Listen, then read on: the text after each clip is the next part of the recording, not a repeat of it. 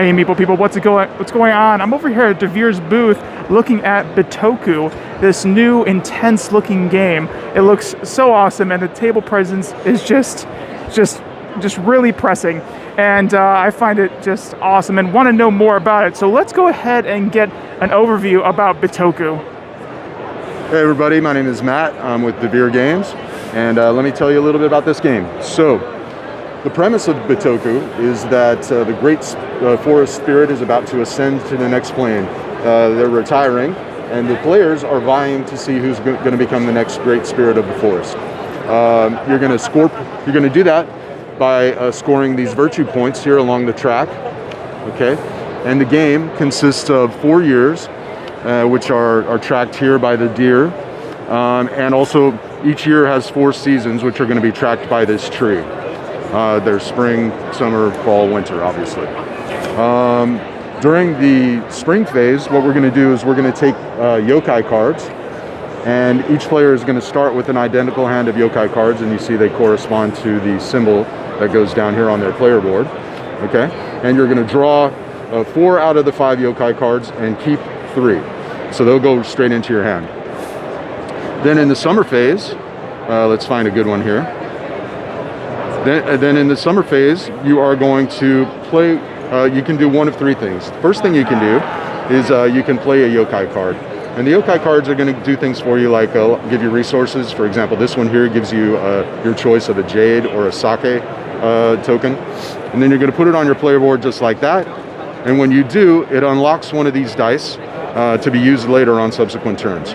So that would be one thing that I could do with my turn in the summer phase. Second thing I could do is maybe I could play another yokai card, or I could take this die and go and visit a different visit this spot in the forest. So let's say I'm going to go over here.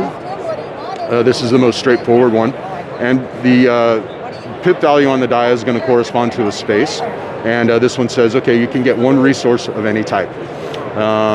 So that's a pretty easy one. Or maybe I want to go over here, and it says I can either build a building or I can acquire a crystal.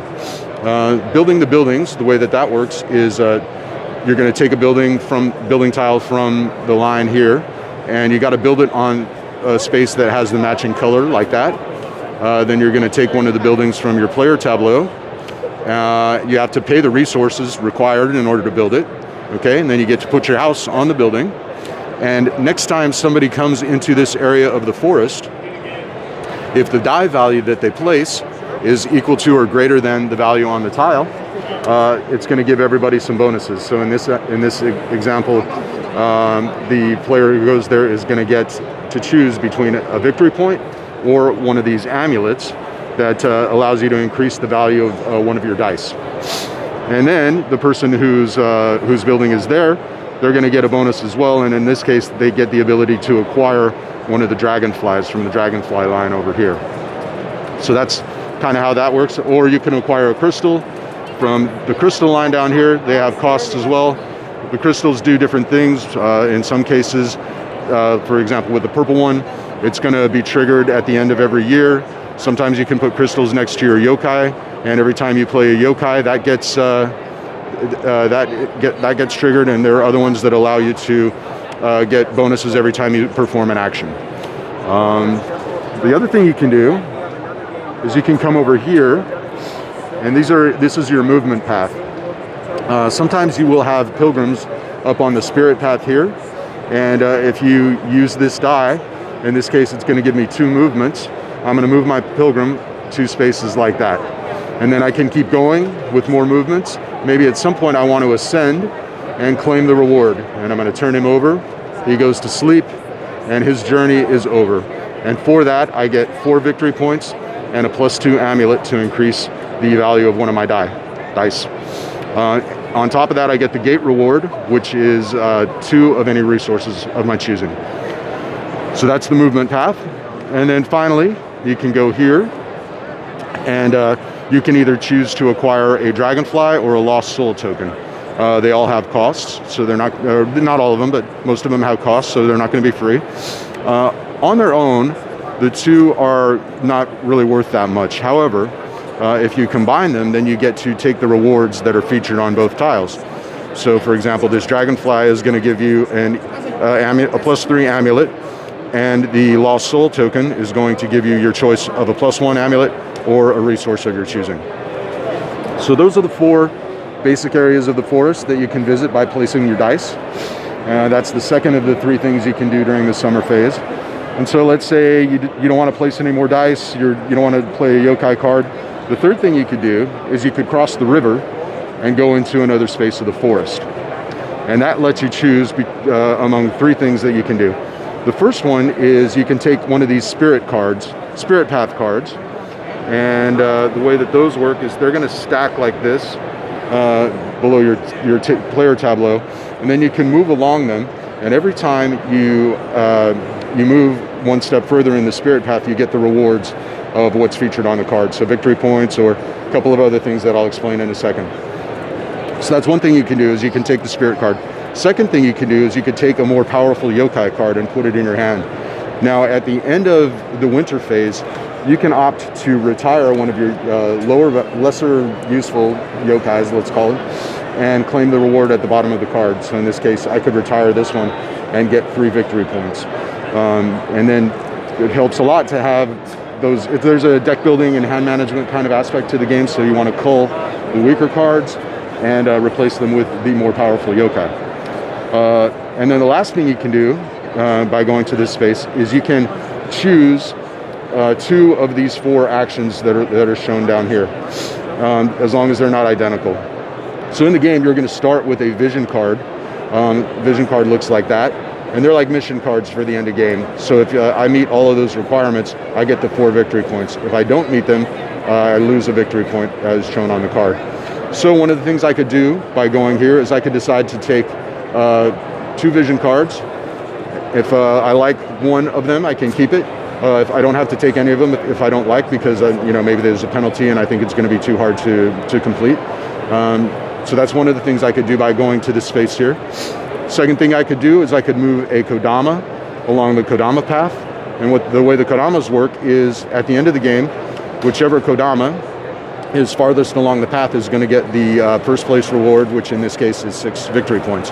And I love the Kodama tracks because there are 5 of them, and it's really easy to sneakily kind of get way ahead of the rest of the field, and by the end of the game they're not going to be able to catch up, and you can really rack up a lot of points by using this Kodama path. So definitely a strategy not to be ignored. The other thing you can do is you can get one of these Ikuara rocks for your rock garden. You draw it from this line down here, and these never replenish, so once they're gone, they're gone. You might want to strategize to get the best ones early on. And then the last thing you can do is you can take one of your awake pilgrims and put it next to the rock. And the way that the rocks work is some of them are going to have they'll all have different symbols. So let's imagine this one, that's an easy one to explain. If you've built a red house and you've got it in your rock garden like this, and there's a pilgrim next to it, you're going to get a point for every pilgrim that's touching the rock times the number of red houses you've built, as well as the number of green houses you've built. So this is a great way to score points as well. This is a strategy that a lot of people pursue in order to score points. Then lastly, one place you can go if you have some dice that you can't use, maybe all the spaces are filled up, you could go to the section that allows you to claim the first player position. And the values of the dice don't matter, it's whoever's highest up on the first player ladder. You also get the reward that's shown in that space there. And one cool thing about being first at the end of the game is that you get a 3-point bonus, and I've actually won a game that way. So it's a good thing to take advantage of. Nice. In the fall, you determine first player order up here. Then winter comes.